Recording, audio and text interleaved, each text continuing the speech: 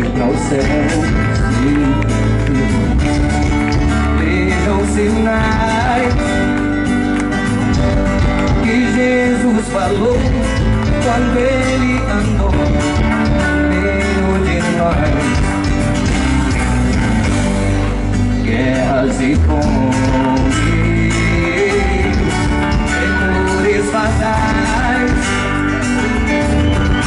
pais matam filhos e filhos cruéis também matam seus pais. O amor está se esfriando, falsos profetas pregando prosperidade e paz, mas se esquecem da palavra. Jesus está voltando, ele não demora mais. E como foi nos dias de Noé, também será na volta do meu Deus. Pessoas comiam, bebiam e se casavam e ninguém percebeu. Quando o dilúvio lá do céu desceu, aquelas águas do fogo levou. Mas por misericórdia a família de Noé, o Senhor Deus salvou. E como foi nos dias de Noé, também será na volta do meu Deus. Pessoas comiam, bebiam e se casavam e ninguém percebeu.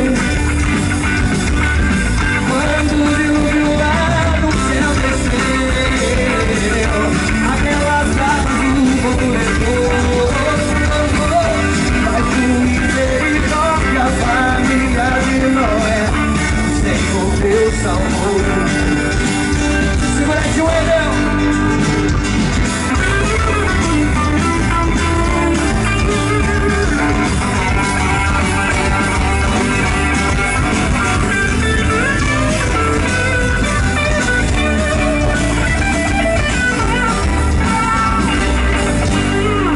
Quando o Senhor, Deus Jesus, vier lá na glória, rodeado de anjos e no soar da trombeta entregar pra igreja a vitória. Os salvos cantarão, homens adorarão, sofrimento nunca mais. Mas quem fica vai chorar, procurando no céu entrar, e a porta não vai achar, porque a porta é Jesus, meu irmão. E como foi nos dias de Noé, também será na volta do meu Deus. Pessoas comiam, bebiam e se casavam e ninguém percebeu. Quando o dilúvio lá do céu desceu, aquelas águas do fogo levou. Mas por misericórdia a família de Noé, o Senhor Deus salvou. E como foi nos dias de Noé, também será na volta do meu Deus. Pessoas comiam, bebiam e se casavam e ninguém percebeu. Quando o dilúvio lá do céu desceu, aquelas águas do fogo levou. Mas por misericórdia a família de Noé, o Senhor Deus salvou.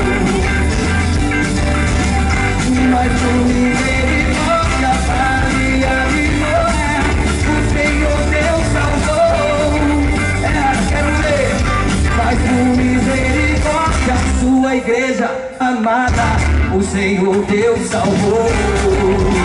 Ele salvou, ele salvou.